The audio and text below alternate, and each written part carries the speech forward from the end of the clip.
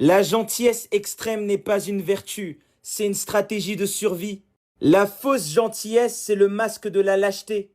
La personne trop gentille ne cherche pas la paix, elle cherche à éviter le conflit pour éviter de s'affirmer. Elle évite les conflits pour éviter d'exister vraiment. Carl Jung y disait, la gentillesse excessive est souvent la soumission maquillée de vertu. Elle ne dit pas ce qu'elle pense parce qu'elle a peur de perdre l'amour, la validation, l'image de la bonne personne. Mais cette peur, c'est pas de l'amour, c'est de la dépendance émotionnelle. Les trop gentils préfèrent plaire que se positionner.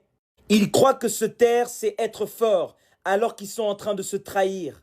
Gurdjieff était catégorique. Celui qui ne sait pas dire non ne sait pas qui il est. La non-affirmation, c'est pas de la sagesse, c'est pas de l'humilité. C'est le refus de porter son feu. En fait, vous vivez par procuration, dans les attentes des autres. Derrière le masque du bon, il y a toujours une peur du vrai. Tu veux toujours être de l'avis des autres pour éviter la confrontation. C'est de la lâcheté. Tu as peur de dire ce que tu penses vraiment pour ne pas être jugé. Les trop gentils veulent faire l'unanimité, ils veulent être acceptés par tout le monde. Mais au final, tu t'oublies. Au final, tu ne vaux plus rien. C'est une forme d'auto-abandon, une mort lente de ton identité. Rester vrai et authentique, quitte à perdre le monde, c'est pas grave. On s'en fout du monde. L'important, c'est toi-même d'être fier de ce que tu es.